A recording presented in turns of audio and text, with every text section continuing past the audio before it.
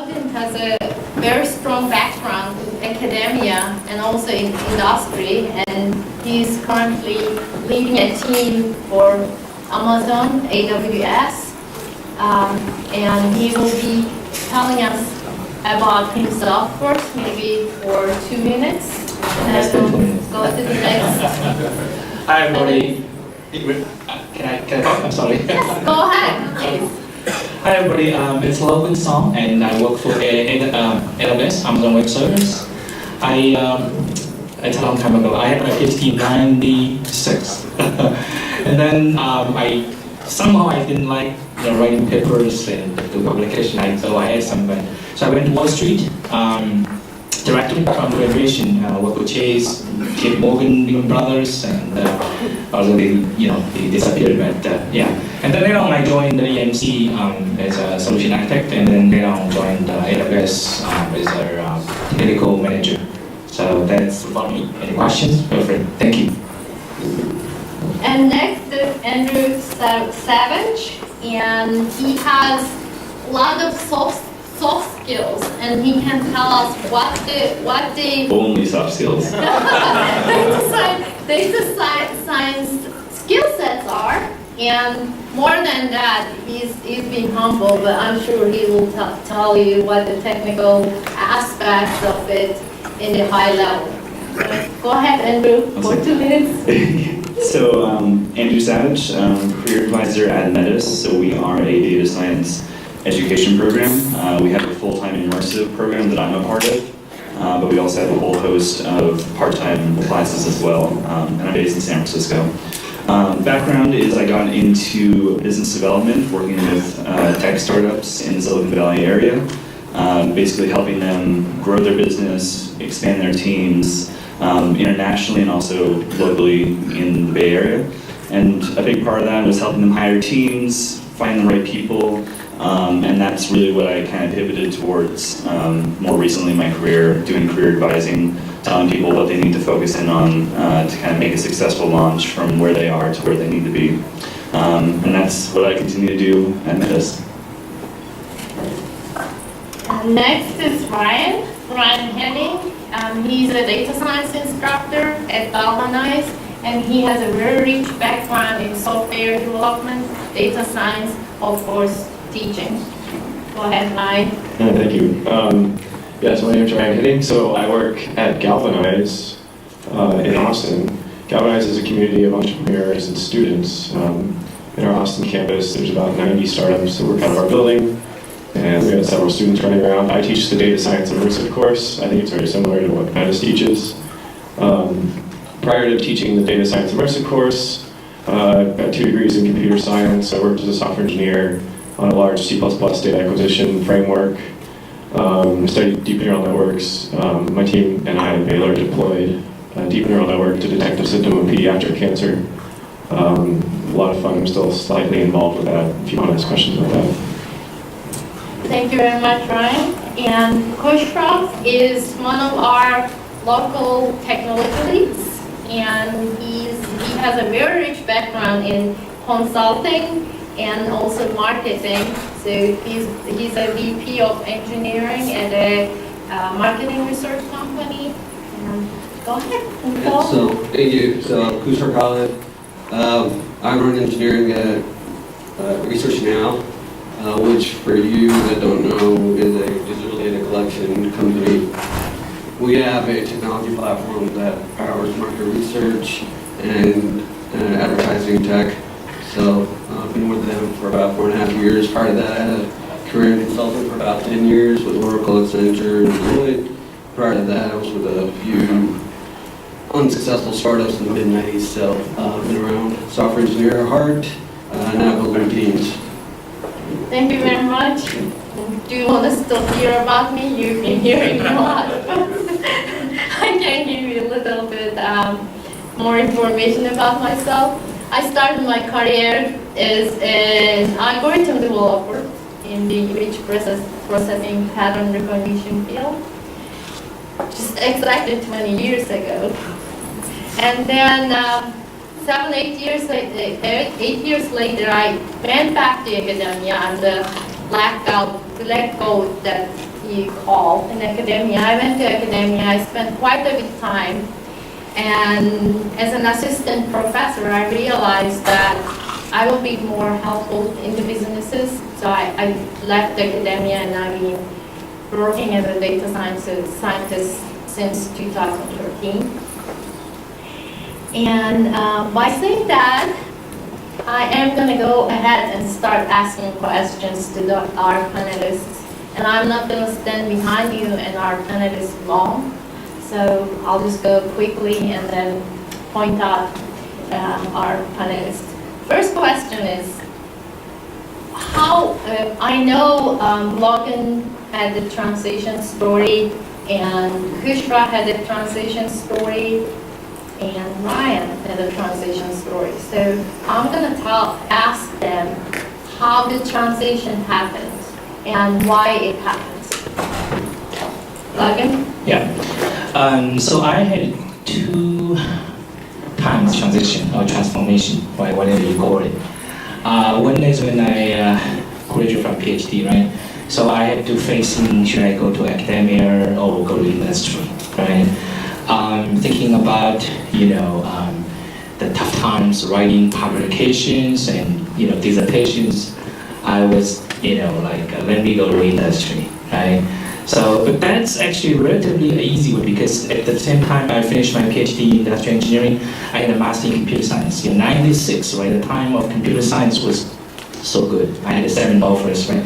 So, yeah, it was really a good time. So I went to Wall Street directly and, doing information technology, but it was a good time. So that's easy transformation, really. The second transformation is actually I had recently, right? I worked in traditional industry, like IT industry, for quite some time. I became an expert, right? So at that time, I had to facing a very challenging situation because you can comfortably stay in the traditional IT industry, meaning like, storage, computing, all this, Linux, Oracle, this industry. But I had to think about it, right? What's the future? What is the future, right?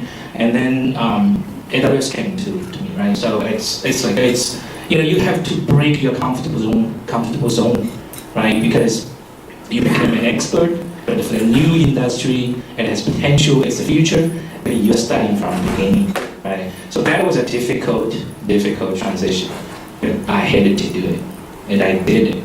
So that's really I think it's a great move. I'm very proud of it. Thank you. I think Ryan? Yeah, hi. So when I was finishing my undergrad in computer science, I really struggled actually if I was going to keep going with like a master's or PhD or go into industry. And it actually, it was an easy decision just because I got a job offer for like a lot of money, so I was like, okay, I'll take that. But like I quickly kind of found that industry is very messy. It's kind of the definition of real world. And also like it tended to be very repetitive for me. And like one of my problems is I like too many things, I have too many interests. And I think that's why data science is so interesting to me, is because it's such a cross-disciplinary field. Actually, if we want to talk about what data science is later, that's also a good question. Anyway, so I went back to study more computer science, machine learning, in a master's program. Did a few startups, they all died, but that was fun. I kind of startups like at least let you like wear a bunch of hats and you don't get bored. And I also love teaching, so I decided that would actually be a great use of my skill to be able to teach data science. I get to teach this kind of cross-disciplinary field, so I have to stay very active, like learning new stuff and teaching some of the old stuff, and it's a lot of fun. So for me, data science is kind of that nice kind of cross between academia, where you constantly be learning new things and you get new skills, but also industry, where you're actually solving real problems. Khusro? So my transition was really not from an academic to the industry. I did my computer science undergrad and then I did a master's in engineering management. But my thing was always in industry, applying what you learn. My transition was more around startups versus consulting versus product dev again. So But one thing that is common across building startups and being part of consulting is essentially a very high pace, changes changing all the time, ambiguity, uncertainty. In a startup, it's always an existential threat. You've got to be building something, generate revenue if you can. And then from a consulting perspective, it was always like, you fly in, you're expected to come in, put the fire out, jumpstart someone's platform or product, hand it over, and then go on and do it again for someone completely different in this completely different industry, completely different tech. So you kind of get used to a high pace of change, which is, I think, very, very important for all us tech here, because that's just part of that parcel. I think the one thing that I like about where I am right now is a sense of ownership versus consulting. You never really had that. You kind of do it what you got to do to kind of save the client from themselves, and then you hand it over to them, and then you don't know what they're going to do with it. So with a startup or with a company you own, you have a sense of ownership where you're responsible for the product or platform. So I appreciate that a lot. Such a compelling story, isn't it? And now there is one person that I didn't point out yet. And Andrew, can you tell us about your day-to-day activities? Sure. So I work not only with our current students, so our Data Science Immersive is a 12-week program.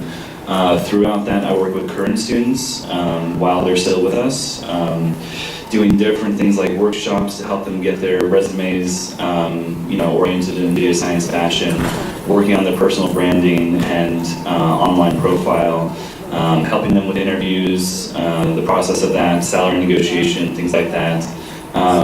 Also, bringing in people from industry to give our students exposure to what data science is like in the real world. So we bring in data scientists from industry to talk to them about what the trends are, what they have to do on their teams, what are some of the challenges that they face that they need to start to think about. And then beyond that, I work with the graduates. So for Metis, we have a commitment to all of our students who are job seeking to provide support to them in any fashion that they so choose. So post-graduation, I work with our students, going through all the processes of helping them target companies, get introductions to companies where those relationships exist. Really anything that they're kind of bumping up against throughout that whole process. Thank you.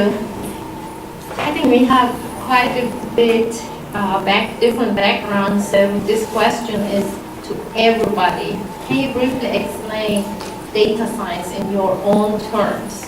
Let's start with Khusro this time, and I'll go from this order. Okay, so data science to me is essentially understanding data, making sense of it. This might sound pessimistic, but it's new packaging to the same thing that we've been trying to do forever, which is make sense of the world, make sense of it through data, right? What's changed is our ability to do it at scale, right? So the exponential growth of data, the 4 V's that you looked at from the previous presentation. So we're all generating data, whether you know it or not, and that data is being monetized in some particular fashion by someone who provides you a good or service. So that scale of data, and then to process it, and then to make sense of it, and then to be able to make decisions off of it is essentially the big umbrella data science, in my opinion. And it's just the technologies and our techniques on how to make sense of data at that large scale that has kind of allowed us to do so much more. You. Go ahead, Ryan. Okay. I'll go. I like this activity because I feel like if you ask this question to 4 people, it will get like 4 answers. I do agree. I'll kind of put my own spin on it. I kind of see data science as like the science inside a business. I think the science part of data science is really the key word. Because what's a business want to do? They want to survive, they want to make more money, and basically the data scientist is the one that's going to like see through, the scientific method in the business of like, okay, we have a theory about how we can make more money or how a business can survive. Let's form an experiment, let's collect some data, maybe a lot of data, because we're in this world where like data is just exploding. And then we can like do some of the old methods we've been doing forever, like from statistics to like, draw conclusions on the data. We can also do some newer, cooler stuff like machine learning to make predictive models. But really data science is just kind of putting the science into a business and helping the business really iterate and survive in a very data-driven way. Yeah, and from a careers perspective, the thing that I find interesting, just like Ryan was saying, is that you ask people what data science is, and you will not get a uniform answer no matter what. One person's data scientist is another person's data analyst, vice versa. We have graduates who've been placed as data scientists, automation specialists, BI engineers, data analysts, product analysts. There's a whole spectrum of titles that fall under the umbrella of data science. And it's always ever shifting as well. At a company like Google, they don't even have data scientists, quote unquote. They have quantitative analysts or product analysts. So it really is a case-by-case situation, depending on the companies, depending on the roles. So it's really important to, I think, first of all, for people looking to get into data science, to be problem-oriented. What are the problems that you really want to work on? And there's a whole, list of tools and methodologies to go about doing that. But it is really interesting to see how it's always an evolving place in the industry. Thank you. My version of data scientists is really towards big data, cloud computing, and artificial intelligence. I think it's something to do with the way I was thinking and I was working, right?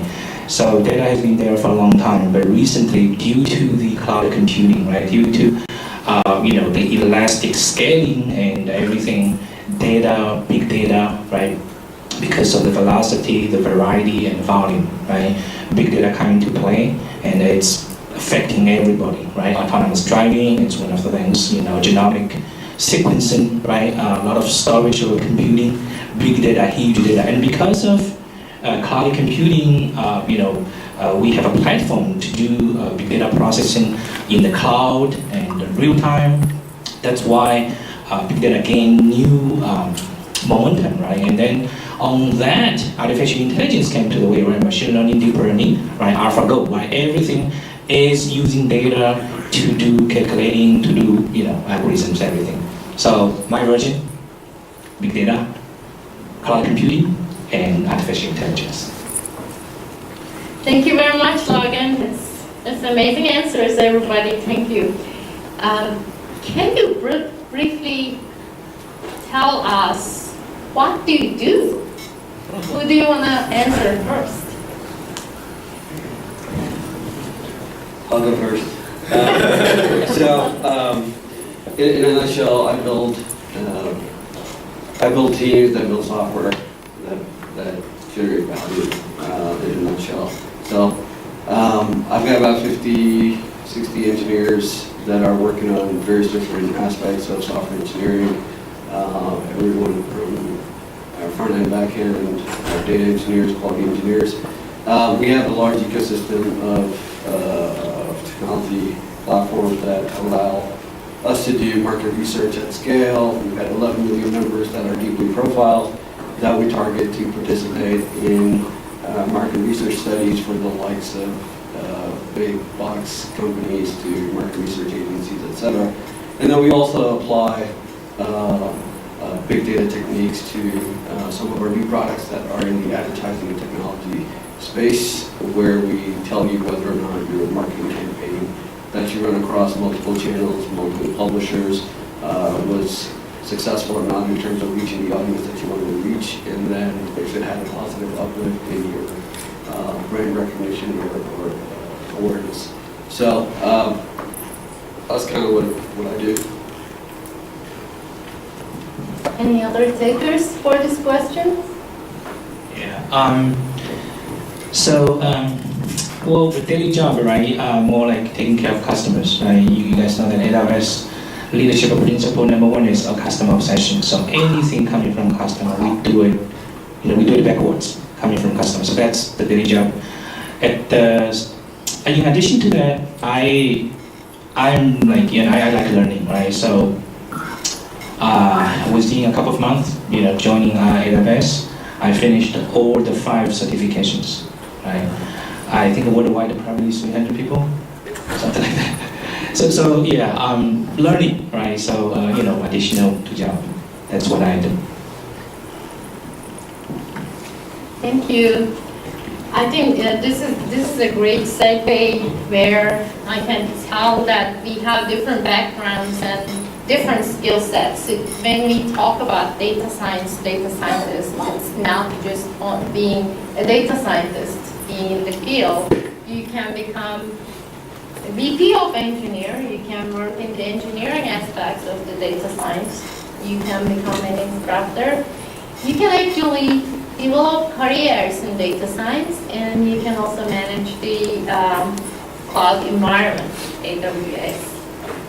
Okay, I think this is going to Khusro and Andrew. When you look to hire a data scientist, what is your expectations from a data scientist in your team? So that was for me? Okay. So I guess since this is, topic is bridging the gap between industry and academia, just a question by show of hands, how many people have like a bachelor's degree as their highest degree? Okay, a few people. How many people have a master's or pursuing a master's? Oh wow, there we go. And how many people, brave souls, are pursuing a PhD or have a PhD? Okay, awesome. The reason I ask is because I think, if you're not in data science yet, the transition to data science depends a lot based on what your level of education is. And I think, conventionally we would probably think that if you have a PhD or a master's, you're closer to bridging that gap to data science than you would be if you just had a bachelor's.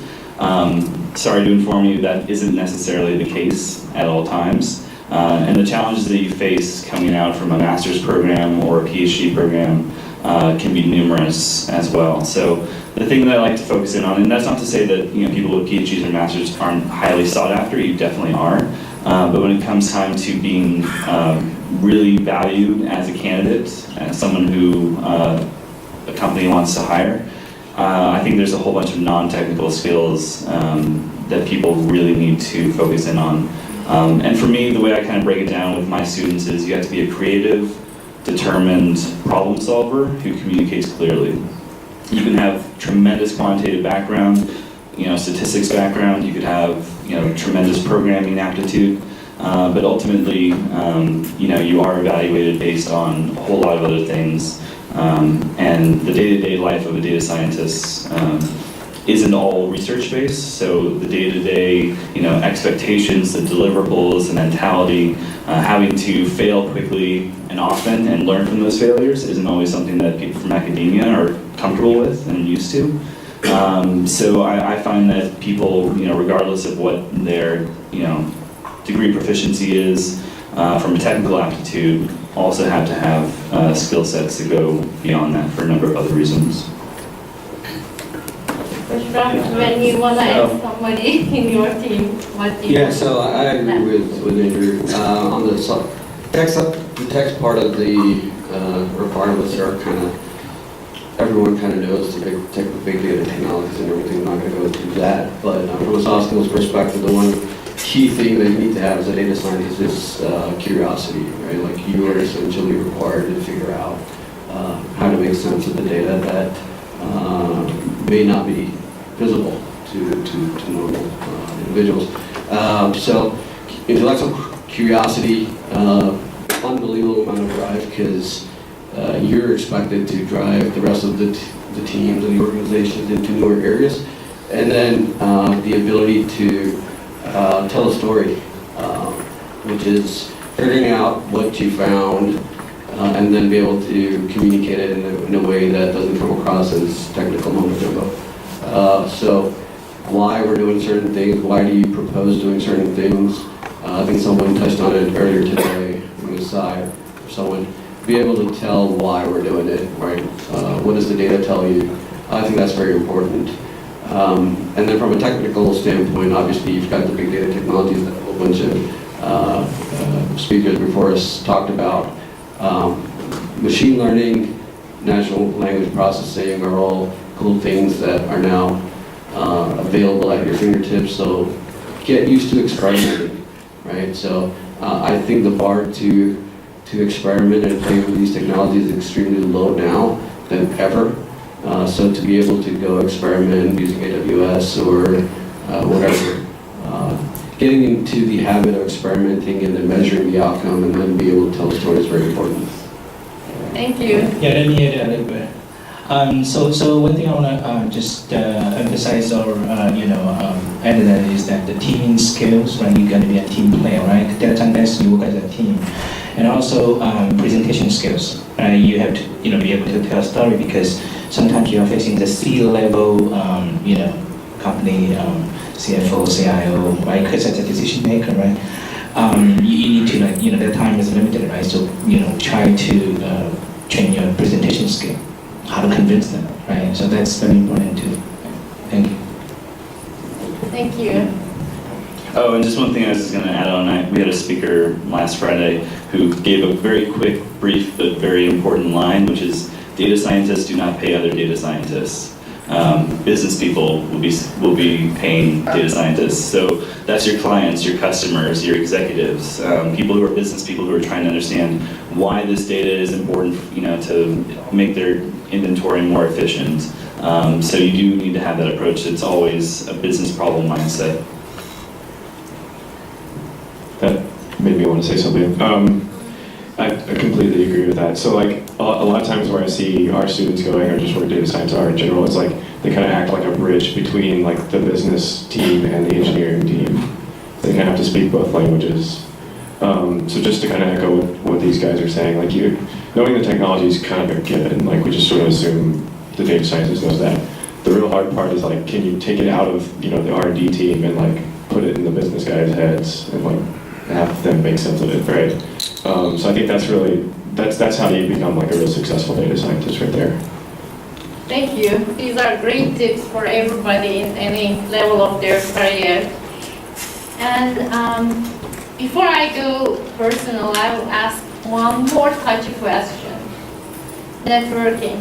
So we all try to network. We have different ways of networking. How important is networking to get into this business? Hugely important. And I think this is the case in a lot of different industries. Anecdotally, I came across this example like 2 weeks ago. This person who I'm connected to on LinkedIn posted, he's a data scientist at Uber. He posted, hey, just let everyone know, I have an internship available for data science. If you're interested, please let me know. 900 people responded within 2 days. And that isn't to say that doing an application is as easy as just hitting yes, I'm interested, but it's almost as easy, right? You can just click a button, attach your resume, and send it. So I know hiring managers who get routinely somewhere between 300 and 500 applications for a job that they post within a couple weeks. What that means is that differentiation is really, really key. And I think just one universal truth amongst human beings is that we care more about the people who we find in person or who we get introduced to in person than people who we don't really know face to face. And that's just key in terms of, I think the best way to think of it is kind of like a funnel. So you kind of have like the top of the funnel, and you want to find ways to get down below that funnel where all those other people are going towards. Because people are just instinctively more likely to respond to you, to take your application into consideration, if they get to know you or you came to them through someone that they know. Thank you. Anybody wants to answer this? What I'll add to that is, I think the reality is that techies are, for the most part, introverted and they kind of sweat at the aspect of having to reach out and mingle with other people in a networking environment. It's always hard. What I tell our folks is be visible, right? And you don't need to be visible by having to go out and socialize in networking events, although that helps. But make your output visible. So if you've done something cool, make sure it's available. It's be on Twitter, have your blog, whatever. Do those things for sure. But take every opportunity to talk about what you did in a setting where we've got meetups left and right. So make sure you go out there in more safe settings, talk about what you did. And that really plays into the soft spot. You can talk tech, you can make sure people understand what you did versus trying to overcome the barrier of cold networking. Yeah, networking is really everything. I had a vigorous interview and get into AWS. And when I get into it, I just found a lot of, just fresh from graduates, master students, and the bachelors. So I'm very surprised, right? I mean, how can you guys get into it? I'm very surprised and I asked them, how did you get into it? I mean, did we go to your college and do recruiting? He said no. They actually got a job from LinkedIn, right? Social media. I mean, make your LinkedIn page shiny, right? Anything, so that put some personal, unique stuff there, right? Draw people's attention, right? You have 500 plus connections, right? And put your, anything you had. One thing actually I want to emphasize is volunteer work. LinkedIn had a statistic saying that 2 out of 10 managers hire the person because they have volunteer work experience. So that's something maybe worth to mention. Thank you. I moved this side of the room because I wanted to see everybody. But we have a couple more questions here, but I want to open to the floor before I go to those questions. Any questions? Let's start with... This one is for Ryan. Can you tell us more about Galvanize and... I'll send that to This question is this question is for Ryan. I was asking, can you tell us more about Galvanize and what is all about the startups and all that ecosystem? A little bit. Yeah, Galvanize, we call ourselves a learning community. One thing we believe in Galvanize is that in our modern world, we have to, no matter where you are in the world, you have to be learning all the time. It used to be, 50 years ago, you went to school, you graduated, you learned it, you graduated, you worked for the rest of your life, and you died.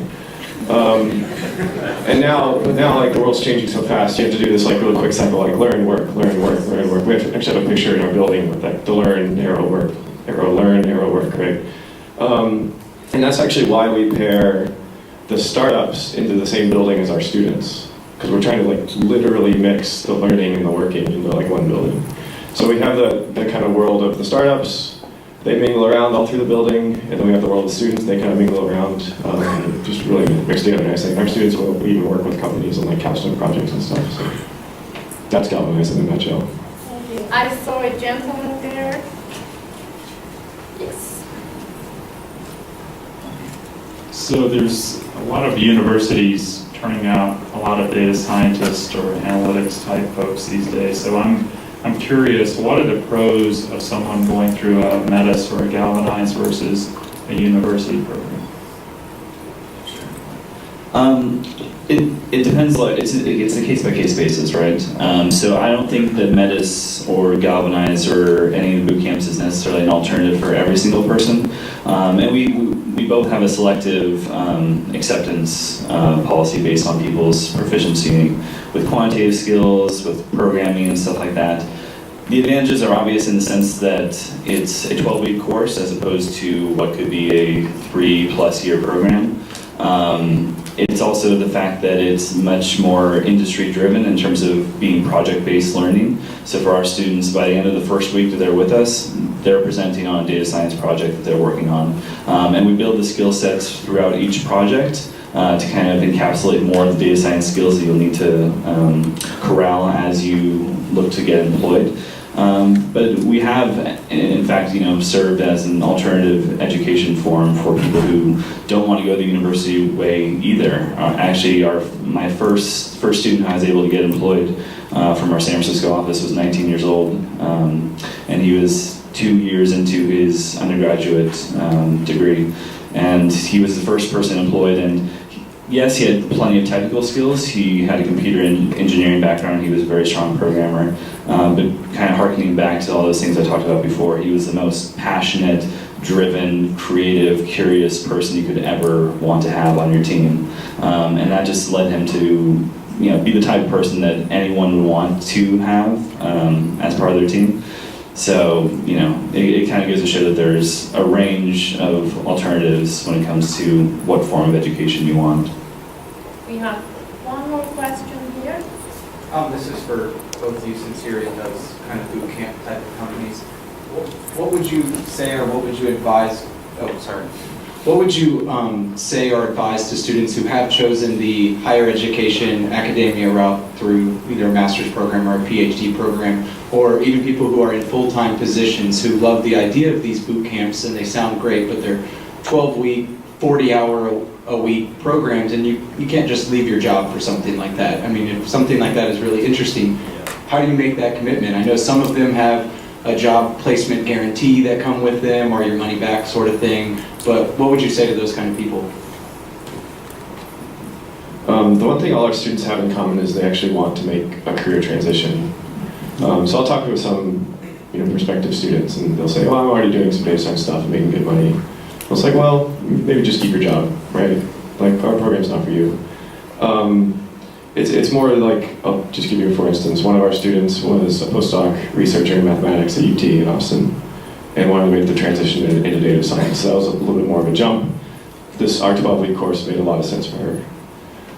So I'd say that's what every student have in common. They have all these crazy different backgrounds, but what they have in common is they all want to make some sort of largish career shift into data science. Yeah, and like I said, it is a case-by-case basis. Like if the idea of leaving your job just does not work for you whatsoever, then I would say, the great thing is that both Galvanize and Metis offer a suite of like part-time night courses as well. So there is that avenue as well to get more familiarized with aspects of data science. You're probably just looking at more of a drawn-out process rather than taking time off, halting where you are in your career at this point, taking 12 weeks and diving in fully for basically 40, 50 hours a week. It might just take several more months. Thank you. One more question there.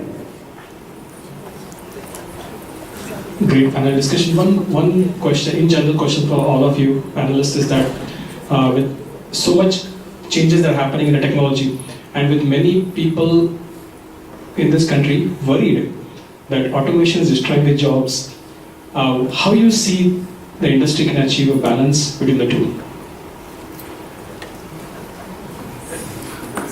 Who wants to talk about universal basic income?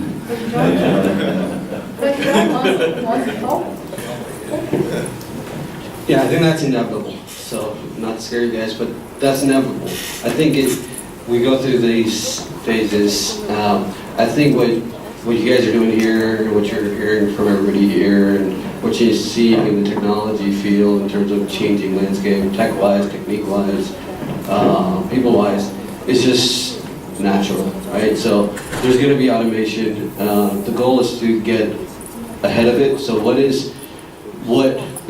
how many software engineers do we have here? Some. All right, so we were programming in bits and bytes, right? Then we went into second generation languages, third generation languages. Now it's very easy to write code, right? It's the same thing. The ability to go ahead and process this kind of data at scale wasn't available 20 years ago, but now it's at your fingertips. You can go to opendata.org and download a data set and start playing with it. I think that's par for the course. You just got to go figure out what value you're going to bring. So if you are playing the tool, which is essentially pull data from one place and go to the other, don't do that. Build the tool that's going to replace that, right? So that's the kind of mindset that we have in kind of our organization. Automation is inevitable. It's getting into more high-value, impactful things that obviously then require you to get up to speed on the latest and greatest. Thank you. Couple more questions. I can take 2 more questions. Gentleman behind there. How many people would usually view data science as a career track versus data science as a skill? And this is actually directed to all the panelists because I know there are different views. When you say data science as a skill, you just mean like as a hobby, something that you just dabble in? Yeah, just something you want to learn and gain insight into. I don't have numbers on that. I have like one story. This isn't going to answer your question. One of our students from our first cohort in Austin was a COO of a commercial real estate company, and he started as like he was doing data science for fun, because that obviously wasn't really part of his job as a commercial real estate broker. But for him, it became such a hobby that like it kind of took over his life, and he ended up doing our course, and now he's a data scientist. So like, I don't know.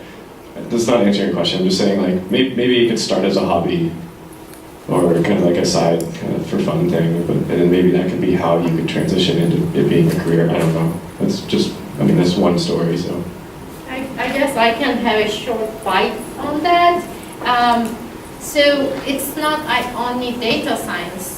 In any career, if you have a passion, I mean, you can make your passion as your career path.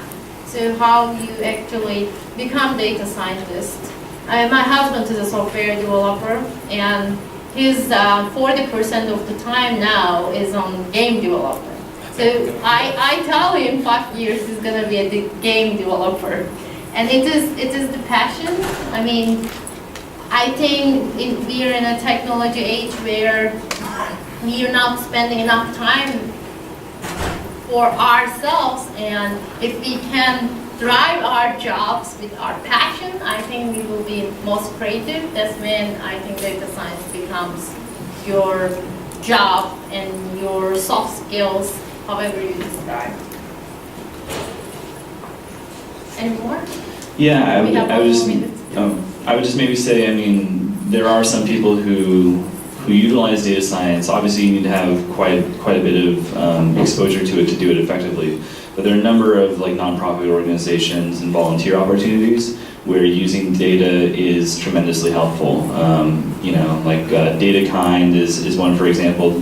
But there's dozens of nonprofits that are utilizing data from public places to talk about predictive policing, to help with other social issues, stuff like that, as well as Kaggle competitions, which isn't necessarily, not everyone would say that's data science, but something to get involved with if you aren't looking to actually become a data scientist. Thank you. First, I would like to thank the panelists coming here, and the second, the organizers inviting us. And of course, without you, it couldn't happen. So thank you being here. Thank you for listening. All.